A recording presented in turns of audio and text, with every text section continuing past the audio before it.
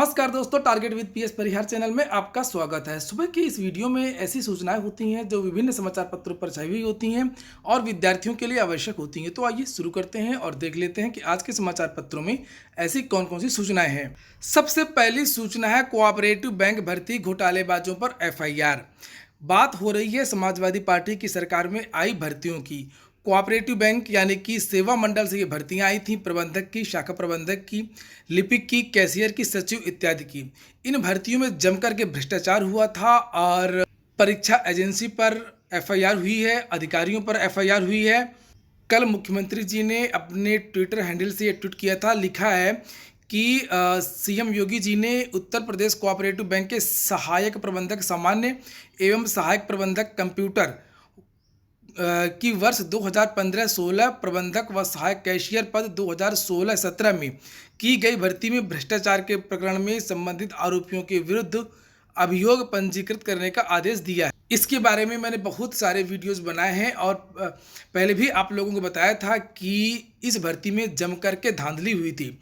लिखा है कि मुख्यमंत्री जी ने उत्तर प्रदेश कोऑपरेटिव बैंक के सहायक प्रबंधक सामान्य एवं सहायक प्रबंधक कंप्यूटर के 2015-16 एवं प्रबंधक सहायक कैशियर पद पर 2016-17 में की गई भर्ती में भ्रष्टाचार के आरोपों में Uttar Pradesh cooperative bank limited तथा उत्तर प्रदेश सहकारी संस्थागत सेवा मंडल लखनऊ की प्रबंध समिति के अधिकारियों कर्मचारियों सहित 7 आरोपियों के विरुद्ध आईपीसी की विभिन्न धाराओं में अभियोग पंजीकृत करने का आदेश दिया है। किसके खिलाफ दिया है उसके बारे में भी यहाँ पर नीचे लिखा हुआ है कि 2 प्रबंध निदेशकों, सचिव व 1 सदस्य, संबंधित भर्ती computer agency, Uttar Pradesh cooperative bank limited और उत्तर प्रदेश सहकारी संस्थागत सेवा मंडल की प्रबंध समिति के अन्य अधिकारियों व कर्मचारियों के विरुद्ध अभियोग पंजीकृत किया जाएगा। और यहाँ पर नीचे लिखा कि मुख्यमंत्री जी ने उत्तर प्रदेश राज्य भंडारण निगम व उत्तर प्रदेश सहकारी ग्राम विकास बैंक लिमिटेड में हुई भर्तियों के संबंध में प्रचलित एसआईटी की जांच 1 माह के भीतर पूरी करके जांच आख्या उपलब्ध कराने के भी आदेश दिए हैं। तो ये भी ध्यान रखना है कि पहले भी कितना भ्रष्टाचार हुआ करता था। 2016 में जैसे ही UPSSC का गठन हुआ वैसे ही बहुत सारी भर्तियों के विज्ञापन निकले और लगभग प्रत्येक भर्ती का जो पेपर है वो 2 घंटे पहले ही आउट हो जाया करता था। और जब हो हल्ला होता था, मीडियाबाजी होती थी, तब ये बयान दिया जाता था कि हमने अमुक जिले के डीएम को जांच के आदेश दिए हैं और डीएम ने कहा कि जो वायरल प्रश्न पत्र है वो वास्तविक प्रश्न पत्र से मेल नहीं खाता है, अतः पेपर आउट नहीं हुआ है और इस आधार पर भर्ती कर ली जाती थी। परिणाम ये होता था कि कटऑफ बहुत ज़्यादा जाती थी और विद्यार्थियों का चयन हो नहीं पाता था। यहाँ पर लिखा है कि उप मुख्यमंत्री योगी आदित्यनाथ ने Uttar Pradesh cooperative bank limited में सपा शासनकाल में नियुक्तियों में हुई भ्रष्टाचार पर कड़ा रुख अख्तियार किया है। इस बैंक के तत्कालीन 2 प्रबंध निदेशकों के साथ ही उत्तर प्रदेश सहकारी संस्थागत तो जितने भी अधिकारी हैं सभी अधिकारियों के खिलाफ एफआईआर दर्ज कर दी गई है। अगली सूचना है संघ लोक सेवा आयोग ने प्रारंभिक परीक्षा का जो परिणाम है वो जारी कर दिया है। लिखा संघ लोक सेवा आयोग ने सिविल सेवा प्रारंभिक परीक्षा के नतीजे घोषित कर दिए हैं। 4 अक्टूबर को ही परीक्षा के नतीजों को यूपीएससी की वेबसाइट www.upsc.gov.in पर देखा जा सकता है। गजब का रिकॉर्ड बनाया संघ लोक सेवा आयोग ने। 4 अक्टूबर को यह परीक्षा हुई थी और 23 अक्टूबर को यह परिणाम घोषित कर दिया गया। मुख्य परीक्षा का जो आयोजन है वो 8 जनवरी से किया जाएगा। 3-4 सप्ताह पहले ई एडमिट कार्ड और समय सारणी वेबसाइट पर उपलब्ध करा दी जाएगी। बात कर लेते हैं 69,000 शिक्षक भर्ती की। 69,000 शिक्षक भर्ती में ऑर्डर के इंतजार विद्यार्थी कर रहे हैं और बार बार पूछ रहे हैं। तो मैं आप लोगों को बता दूं, ऑर्डर आने की अभी संभावना नहीं है। अगले महीने ही इसके ऑर्डर के बारे में जानकारी मिल पाएगी। लिखा हुआ है 69,000 शिक्षक भर्ती आवेदन में त्रुटि संशोधन का किया विरोध। बहुत सारे ऐसे विद्यार्थी हैं जिनके आवेदन में गड़बड़ी हो गई थी और उनका जो आवेदन है, अभ्यर्थन है, वो निरस्त कर दिया गया। ये विद्यार्थी शिक्षा निदेशालय में बेसिक शिक्षा परिषद में लगातार प्रदर्शन कर रहे हैं और मांग कर रहे हैं कि मामूली त्रुटि की वजह से उनको बाहर न किया जाए और उनको भर्ती में सम्मिलित किया जाए। लेकिन बहुत सारे विद्यार्थी अब इन विद्यार्थियों का विरोध कर रहे हैं और उनका कहना है कि त्रुटि में कोई संशोधन का मौका न दिया जाए। चूँकि जो बेसिक शिक्षा राज्य मंत्री हैं स्वतंत्र प्रभार डॉक्टर सतीश चंद्र द्विवेदी जी, उन्होंने एक बयान दिया है, एक बयान नहीं दिया, कई बार उन्होंने कहा है कि हम एक प्रतीक्षा सूची निकालेंगे, वेटिंग लिस्ट निकालेंगे। तो इन विद्यार्थियों का कहना है अगर इन विद्यार्थियों का चयन हो जाएगा, इन विद्यार्थियों को सम्मिलित कर लिया जाएगा तो जो प्रतीक्षा सूची के विद्यार्थी हैं वो बाहर हो जाएंगे। यहाँ पर लिखा है कि 69,000 सहायक अध्यापक भर्ती में आवेदन में त्रुटि संशोधन की मांग कर रहे अभ्यर्थियों का विरोध अब शुरू हो गया है।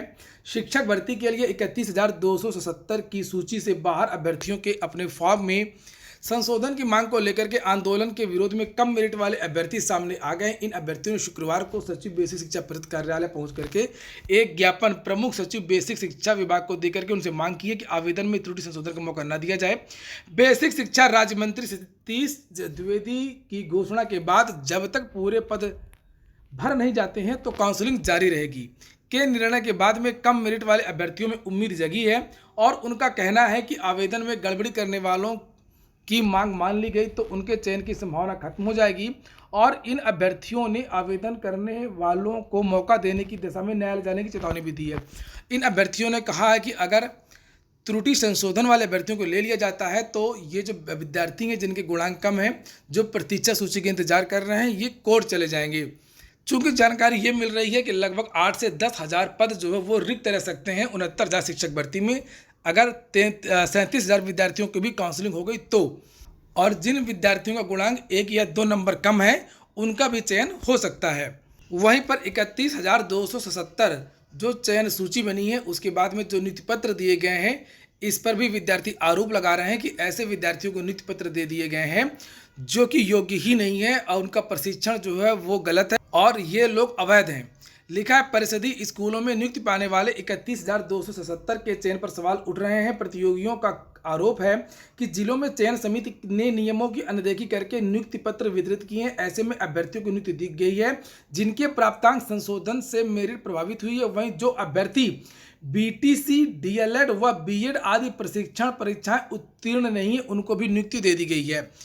ये देखिए यहाँ पर लिखा हुआ है इसके आगे कि जो ऐसे अभ्यर्थियों को नियुक्ति पत्र दिया गया है जो प्रशिक्षण परीक्षा ही उत्तीर्ण नहीं है। कुछ ने परीक्षा फॉर्म में पूर्णांक व प्राप्तांक गलत भरा था, उन्हें भी मेरिट सूची में जगह मिल गई है गलती से जिन्होंने भर दिया था। वहीं कई की अनिवार्य योग्यता 22 दिसंबर 2018 के बाद की है, फिर भी वे नियुक्ति पाने में सफल रहे हैं। प्रतियोगियों का कहना है कि जिला स्तर काउंसलिंग में मेरिट प्रभावित करने वाले संशोधनों को अमान्य नहीं किया गया है। उन्होंने संयुक्त सचिव को करीब 1 दर्जन ऐसे अभ्यर्थियों की सूची सौंपी है जिनका चयन नहीं होना चाहिए था, या तो उनका जो प्रशिक्षण कोर्स है वो कंप्लीट नहीं है या त्रुटिवश उनका जो है सूची में नाम आ गया था। अगली सूचना है टीजीटी पीजीटी की नई भर्ती का। लिखा 31 अक्टूबर 2020 को जारी होगा विज्ञापन। नीचे लिखा उत्तर प्रदेश के लगभग 4500 माध्यमिक विद्यालयों में टीजीटी पीजीटी के 17,000 पदों पर उत्तर प्रदेश माध्यमिक शिक्षा सेवा चयन बोर्ड नया विज्ञापन जारी करेगा। इसके बारे में मैंने कल एक वीडियो बनाया था जिसमें आप लोगों से बताया था कि 31 अक्टूबर को नोटिफिकेशन जारी हो जाए। अगली सूचना है ग्राम विकास अधिकारी भर्ती की। वेटिंग लिस्ट का यह मामला है। विद्यार्थी कई दिनों से, कई सालों से परेशान है कि इनकी प्रतीक्षा सूची निकाली जाए। विद्यार्थी हाईकोर्ट भी गए थे, हाईकोर्ट ने आदेश दिया था कि इन विद्यार्थियों के बारे में सोचा जाए और इनकी जो प्रतीक्षा सूची है वो जारी किया जाए। उसके बाद में भी यूपीएससी ने इनकी प्रतीक्षा सूची नहीं निकाली। उसके बाद में विद्यार्थी फिर दोबारा हाईकोर्ट गए और हाईकोर्ट ने चयन बोर्ड से जानकारी मांगी है कि आप लोगों ने इन विद्यार्थियों की वेटिंग लिस्ट क्यों नहीं निकाली है। यहाँ पर नीचे लिखा हुआ है कि हाईकोर्ट में याचिका दाखिल की थी। हाईकोर्ट ने 9 अगस्त 2018 को आयोग को याचिकागण के दावे पर विचार करने का आदेश दिया था। इस आदेश के खिलाफ आयोग की पुनर्विचार अर्जी कोर्ट ने खारिज कर दी थी। इसके बावजूद भी आयोग ने कोई भी निर्णय नहीं लिया है, जबकि नियमानुसार उनको प्रतीक्षा सूची तैयार करनी चाहिए ताकि रिक्त रह गए पदों को प्रतीक्षा सूची से भरा जा सके। हाईकोर्ट ने लॉकडाउन के दौरान भी आयोग को याचिकागण की शिकायत पर विचार करने का निर्देश दिया था। असिस्टेंट प्रोफेसर भर्ती के एक विषय का परिणाम रुका हुआ था, शिक्षा शास्त्र, उसका भी परिणाम घोषित कर दिया गया। इस तरीके से विज्ञापन संख्या 47 की जो ये भर्ती है वो पूरी हो गई है। अब पॉलिटेक्निक में सीधे होगा प्रवेश। पॉलिटेक्निक से विद्यार्थियों की जो रुचि है वो खत्म हो गई है, सीटें जो है वो खाली हैं। लिखा यदि आपने पॉलिटेक्निक की प्रवेश परीक्षा के लिए आवेदन किया था लेकिन किसी वजह से पेपर नहीं दे सके थे तो आपके लिए अच्छी खबर है। संयुक्त प्रवेश परीक्षा परिषद बिना परीक्षा के आपको सीधे दाखिले का मौका दे रहा है। सरकारी और सहायता प्राप्त संस्थानों में प्रवेश के लिए संयुक्त प्रवेश परीक्षा परिषद द्वारा 12 और 15 सितंबर को परीक्षा हुई थी। 3 चरणों की काउंसलिंग पूरी होने के साथ ही 60,000 सरकारी सहायता प्राप्त संस्थानों में दाखिला भी हो चुका है। शनिवार से परीक्षा से वंचित अभ्यर्थियों का पंजीयन ऑनलाइन शुरू होगा। तो जो अभ्यर्थी अभी भी चाहते हैं कि उनका पॉलिटेक्निक कोर्स में एडमिशन हो जाए तो अभी भी एडमिशन ले सकते हैं, चाहे उन्होंने पॉलिटेक्निक प्रवेश परीक्षा दी हो या ना दी हो। अगली सूचना है दरोगा भर्ती की। लिखा है यूपी पुलिस में 9,593 सब इंस्पेक्टर एसआई भर्ती की परीक्षा तिथियां जल्द हो सकती हैं जारी।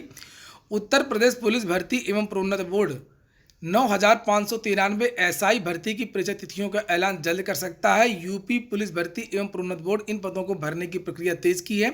इसके लिए उत्तर प्रदेश पुलिस भर्ती बोर्ड जनवरी 2021 में परीक्षाएं कराने की तैयारी में। हालांकि समाचार पत्रों में तो रोज ही आ रहा है कि भर्ती का विज्ञापन है बहुत जल्द आ जाएगा और जनवरी में परीक्षा है, लेकिन तब तक नहीं मानना चाहिए जब तक नोटिफिकेशन ना जाए।